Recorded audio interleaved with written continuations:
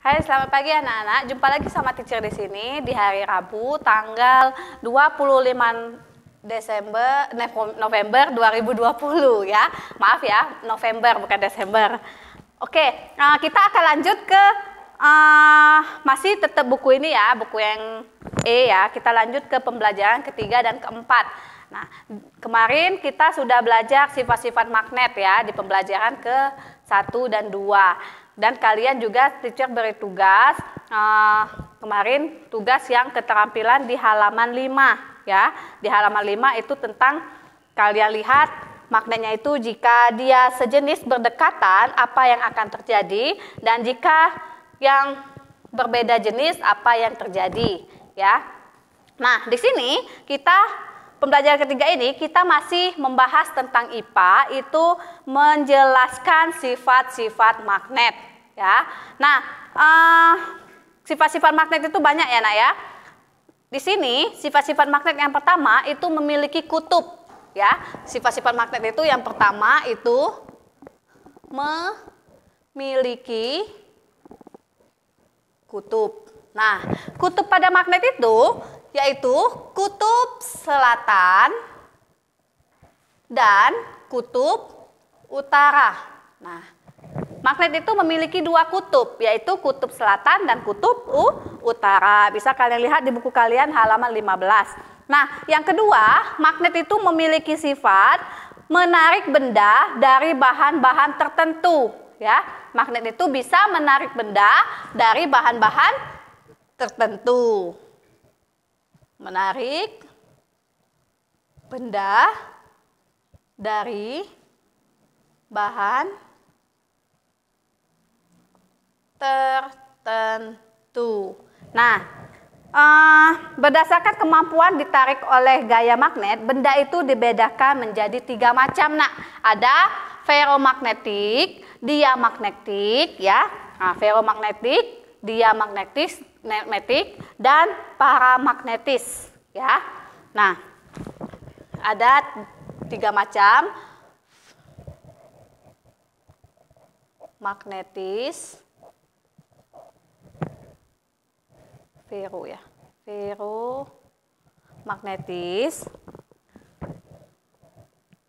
paramagnetis, yang satunya lagi diamagnetis. Nah, ini 3 macam benda yang berdasarkan kemampuan tariknya ya, ditarik oleh magnetnya. Nah, kalau ferromagnetis itu benda yang ditarik kuat oleh magnet. Nah, kalau magnetis itu benda yang ditarik kuat oleh magnet.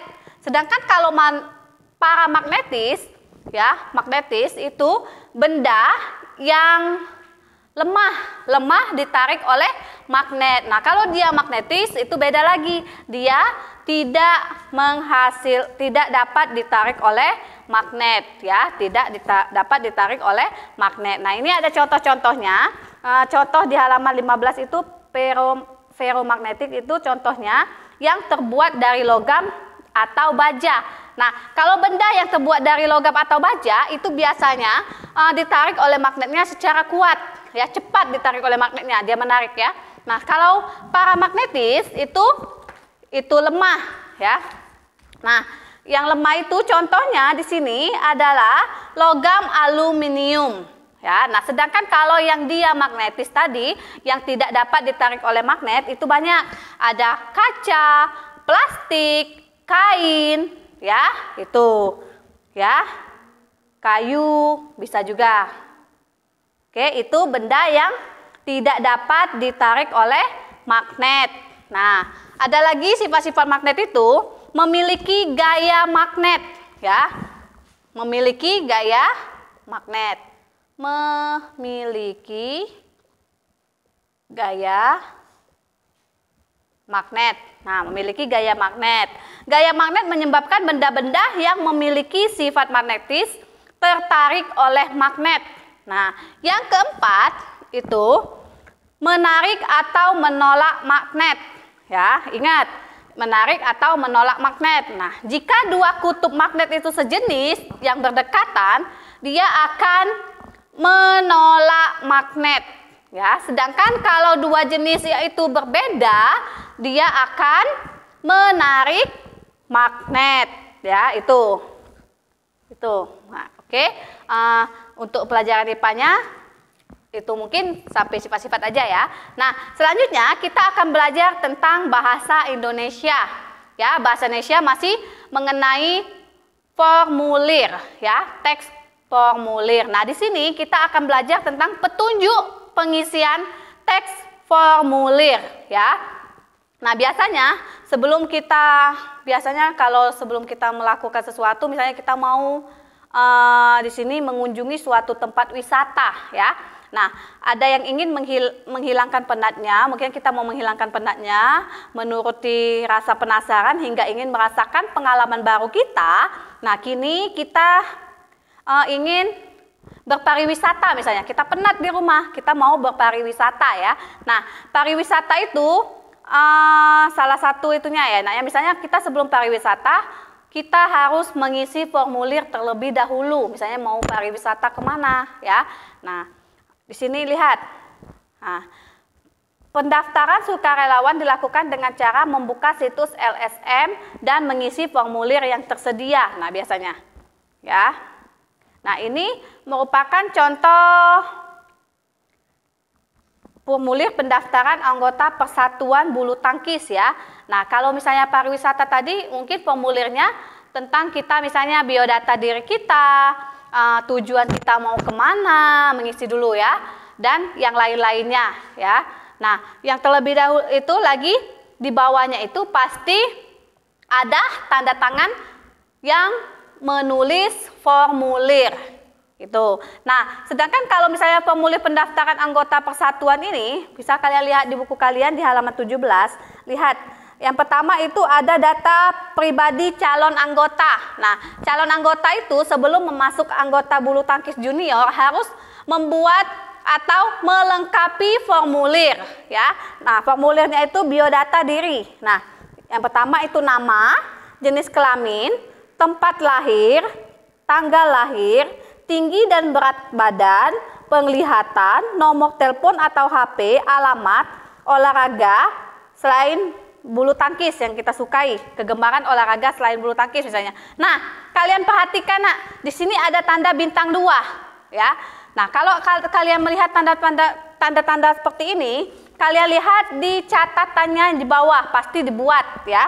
Apa maksud dari tanda bintang 1, tanda bintang 2 itu apa, ya? Misalnya tanda bintang 2 di sini, lingkarilah pilihan yang sesuai.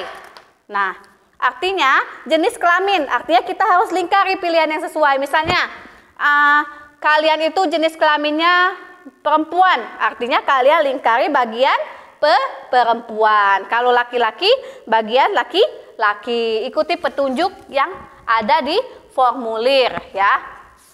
Nah, selanjutnya itu di sini ada foto, ya. Di sini ditulisnya foto 3x4.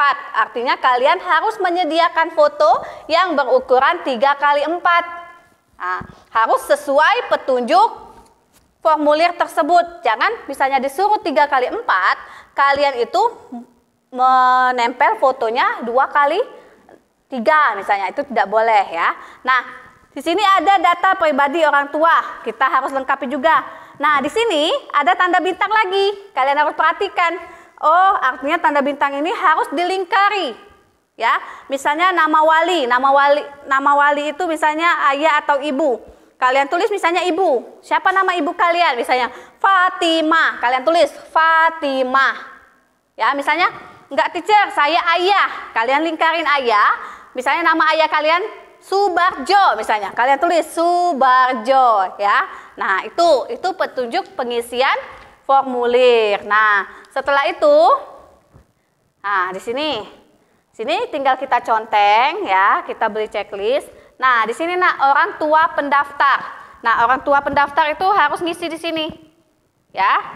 Nah, ini pendaftarnya, ya. Oke. Nah, itu merupakan petunjuk pengisian formulir. Nah, di sini tujuan panduan pengisian formulir dibuat itu agar calon pendaftar atau peserta itu dapat mengisi formulir sesuai dengan keinginan pembuat formulir. Atau juga bisa memudahkan yang menulis, yang mengisi itu, ya, dia mudah mengisinya. Itu petunjuknya. Kalau kita misalnya tidak membuat petunjuk di formulir, ya, yang mau mengisi formulir itu akan bertanya, banyak pertanyaan, ya, itu. Oke, next kita lanjut ke pembelajaran keempat. Nah, di pembelajaran keempat ini belajar PKN itu tentang menyajikan berbagai contoh keragaman wirausaha di lingkungan sekitar. Nah, di sini ada teks. Teks ini tentang berwirausaha membutuhkan kerja keras. Nah, dari teks ini ada yang tokohnya itu yang bernama Pak Damar. Pak Damar itu berwirausaha sebagai apa, nak? Nah, ya, bisa kalian baca ini di rumah. Ya, bisa kalian baca di rumah, kalian lihat dan kalian isi di sini. Ya, wirausaha apa yang ada di teks berwirausaha membutuhkan kerja keras pada halaman 21 sampai 22, ya. Dan setelah kalian membaca itu, kalian isi pertanyaan 1 sampai 6 ini, ya, sesuai teks yang telah kalian baca. Itu, ya, tentang wirausaha. Oke, selanjutnya masih kita belajar bahasa Indonesia, ya. Di pembelajaran keempat ini masih belajar bahasa Indonesia, itu tentang tadi petunjuk, ya, petunjuk pengisian teks formulir. Nah, di sini melengkapi teks formulir dengan data diri sesuai petunjuk, sama, nak, ya. Nah, formulir sesuai petunjuk. Nah, di sini contohnya, contoh formulirnya, ya. Nah, ingat, petunjuk itu biasanya kalau tidak di awal itu di akhir formulir. Nah, ini merupakan petunjuknya, nak. Lingkarilah yang sesuai. Kalau tanda bintang ini, tanda yang seperti ini, tanda yang seperti ini, ya. Nah, lingkarilah yang sesuai. Tidak harus tanda ini, nak. Biasanya kalau ada orang yang buat formulir itu mau menggunakan tanda lain, itu terserah yang membuat, ya. Nah, kita harus memperhatikannya. Nah, artinya kalau ada tanda ini harus dilingkari. Sama seperti yang dijelasin di pembelajaran ketiga tadi, ya, sama. Oke, mungkin cukup di situ penjelasan teacher pada hari ini. Apabila ada salah, teacher mohon maaf. Mohon untuk kalian baca yang tadi, teks tadi, dan kalian tulis isiannya, ya, di sini. Oke, sekian, selamat pagi.